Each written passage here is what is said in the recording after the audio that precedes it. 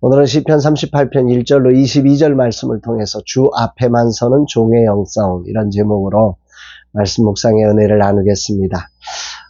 어제는 목회사관학교 면접이 있었습니다. 그동안 면접을 하면서 누군가를 판단하는 위치에 저도 모르게 서게 되고 그런 실수들을 너무 했습니다. 그래서 올해 면접은 판단하는 사람이 아니라 그분을 알려고 하는, 그리고 그분에게 도움이 되는, 그분이 정말 주의 종으로 세워질 수 있는 소중한 디딤돌이 되려고 하는 그런 마음을 가져보았습니다. 또 아울러서 목회사관학교가 공짜로 배우는 어떤 세미나가 아니라 습관을 변화시키고 성경적 가치로 삶을 재편성하는 그런 자리고, 예수님의 섬김의 리더십을 배우는 공동체 훈련임을 분명히 하려고 했습니다. 또 개인적으로는 하나님의 종됨을 배우는 시간이 되려고 했습니다. 어제 원래 계획한 면접은 제대로 하지 못했지만 종됨을 배우는 시간이 되어서 감사했습니다. 이런 것이 종됨의 자리였구나 라고 하는 사실을 깨닫게 되었습니다. 오늘은 설교와 강의를 준비하고 또 내일 있을 목회사관학교 개강예배와 2025년도 작년 하반기 회계감사를 준비해야 합니다. 웨이브리즈 플랫폼 이사회가 있습니다. 모든 시간 주님의 종으로서 해야 할 일을 충성됨으로 감당하는 그런 날 되기를 기도합니다. 이날 주님 어떤 말씀으로 인도하실까? 오늘 본문은 다윗 개인이 아주 극심한 어떤 질병, 또 어떤 어려운 상황들, 이런 것들을 겪어내던, 그것을 신앙적으로 어떻게 겪었는지를 고백한 시입니다. 그런데 이런 개인적인 탄식, 이런 개인적인 고난의 시가 이후에 동일한 고난을 겪었던 이스라엘 공동체의 깊은 공감을 얻으면서 성전의 제의적 의식으로 이 시편이 읽혀지게 된 그런 공적 찬양으로 사용된 그런 시라고 알려지고 있습니다. 그러면 다윗이 당하고 있는 고난의 현실은 어떤 건가? 사실 38편 전체에는 이 다윗이 당하고 있는 고난의 깊이와 넓이와 높이가 아주 전체적으로 쭉 흐르고 있을 만큼 심각한 상황들이 드러나고 있습니다. 3절에 보면 주의 진노로 말미암아 내 살이 성한 곳이 없사오며 나의 죄로 말미암아 내 뼈에 평안함이 없다. 내 살에 성한 곳이 없고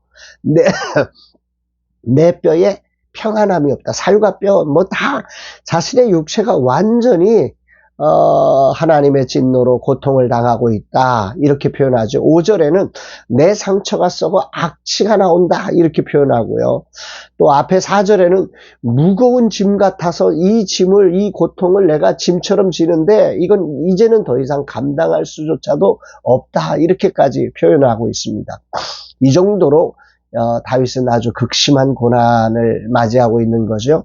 그것뿐이 아니라 이럴 때 그래도 누군가 나를 위로해 줄 수 있고 함께 할 수 있는 사람이 있으면 그래도 버틸만 하잖아요.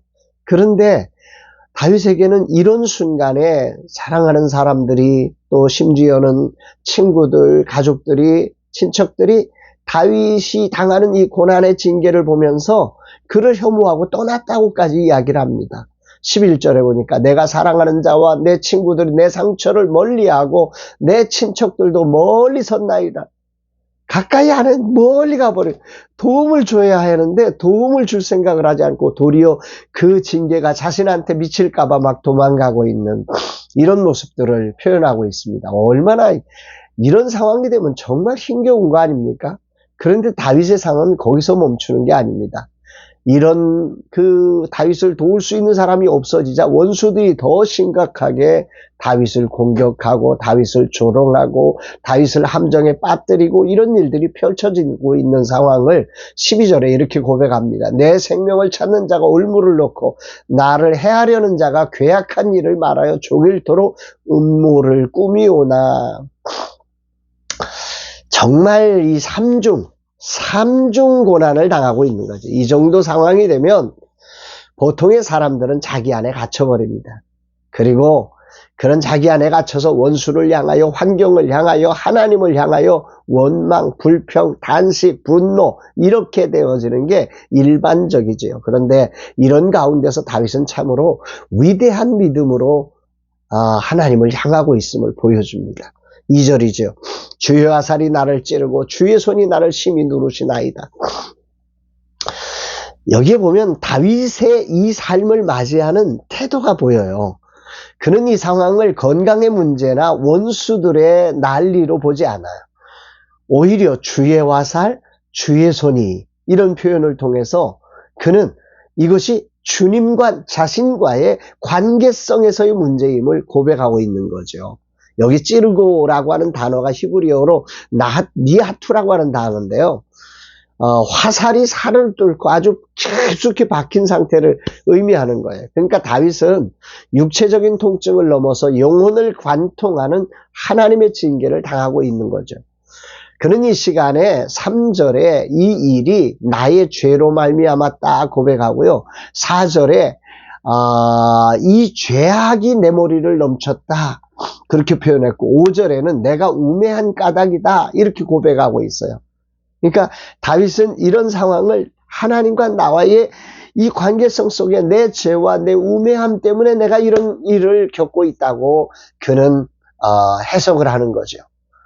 다윗은 지금 타는 듯한 질병에 신음하고 있지요. 성한 곳이 없어요. 뼈와 살이 다 견딜 수가 없어요. 이제는 그 몸으로 감당할 수가 없어요. 기력이 쇠하고 정말 신음하고 있어요. 불안에 떨고 있어요. 그럼에도 불구하고 그는 이것을 하나님 앞에, 나는 하나님 앞에서 지금 다룸을 당하고 있다고 고백을 하면서 9절에 참 위대한 고백을 이 전체 시편 38편의 백미죠. 이렇게 고백을 하죠. 주여 나의 모든 소원이 주 앞에 있사오며 나의 탄식이 주 앞에 감추어지지 아니하나이다. 감추이지 아니하나이다. 다윗은 이 순간 하나님께서 자신의 주인이심을 알고 있습니다. 그리고 자신이 하나님을 향하여 외치는 간절한 열망의 소원을 하나님이 알고 계심을 고백합니다. 고통에서 외치는 자신의 울부짖는 그 신음을 어느 것 하나도 빠짐없이 주님이 완벽하게 알고 있음을 그는 표현합니다. 그 표현이 주 앞에 있사오며 주 앞에 감추어지지 아니할. 내 소원은 이미 주님 앞에 있고 내 이 고난의 아픔의 그 간절한 외침은 주님 앞에서 하나도 감추어지지 않는다고 그는 고백하고 있는 것입니다. 아무도 자신의 고통을 알아주지 않고 심지어 가까운 지인들조차도 다 도망가 버리고 외면하는 그런 정말 절대적 아픔의 자리에서, 외로움의 자리에서 이 다윗은 주 앞에 있사오며 주 앞에 감추이지 아니하나이다. 얼마나 놀랍습니까, 여러분? 이게 하나님을 믿는 믿음이라는 사실을 정말 고백하게 됩니다. 그는 오직 나의 모든 것을 감찰하시고 아시는 그 전능하신 하나님 한 분께만 자신의 모든 상황을 쏟아놓고 의탁하는 위대한 믿음으로 이 상황을 뛰어넘고 있는 거죠. 이것은 우리 죄를 지고 침묵으로 십자가의 길을 걸어주신 예수 그리스도를 예표하는 위대한 사건이 되었습니다. 우리의 삶이 예수님을 따라 그런 삶으로 살아갈 때 이것은 정말로 예수 그리스도의 삶을 그리고 예수 그리스도의 남은 고난을 우리의 삶에 채워가는 위대한 사건이 됨을 여기서 기억하게 됩니다. 그러면서 문득 어제 본 책의 한 소절이 생각납니다. 제가 젊은 시절 좋아했던 그래서 언책방을 다니면서 그분의 책을 막 수집해서 모아두었던 그 함석헌이라는 그분이 쓴 마음이라고 하는 시에 나오는 한 소절입니다. 마음은 꽃, 골짜기 떠난 난, 썩어진 흙을 먹고 자라 맑은 향을 토해. 골짜기에 핀 한 난을 보면서 그 난은 우리의 마음과 같다. 마음은 그 골짜기에 피는 난과 같다. 근데 골짜기에 그 썩어진 흙을 먹고 자라는 이 난이 맑은 향을 그 맑은 향을 그 주변에 뿌리고 있는 그 모습을 함석헌 시인은 그렇게 고백을 한 거죠. 이게 믿음의 삶이야. 이게 하나님을 아는 자들의 고백이야. 이렇게 고백한 것입니다. 다윗은 자신이 당하는 이해할 수 없는 고통의 현장을 믿음의 아름다운 향을 토해내듯 하나님 앞에 선 것입니다. 그래서 그는 세상을 향해 입을 닫고 오직 주님을 향합니다. 13, 15절 나는 못 듣는 자같이 듣지 아니하고 말 못하는 자같이 입을 열지 아니하오니 나는 듣지 못하는 자 같아서 내 입에는 반박할 말이 없나이다. 여호와여 내가 주를 바라싸우니 내 주 하나님이 내게 응답하시리이다. 정말 멋있지 않아요? 자신은 듣지 못하는 자이며 말 못하는 자라 입을 열 수 없다고 하면서 오직 하나님을 향하고 있는 이 모습이 오늘 저에게는 큰 울림을 줍니다. 그러면서 다윗은 이렇게 고백합니다. 18절 내 죄악을 아뢰고 내 죄를 슬퍼함이니이다. 고통이 슬프고 원수에 분노하며 환경에 탄식하는 것이 아닙니다. 그의 탄식은 오직 자신의 죄악을 슬퍼합니다. 그러면서도 그는 이렇게 고백하죠. 20절 또 악으로 손을 대신하는 자들이 내가 손을 따른다는 것 때문에 나를 대적하나이다.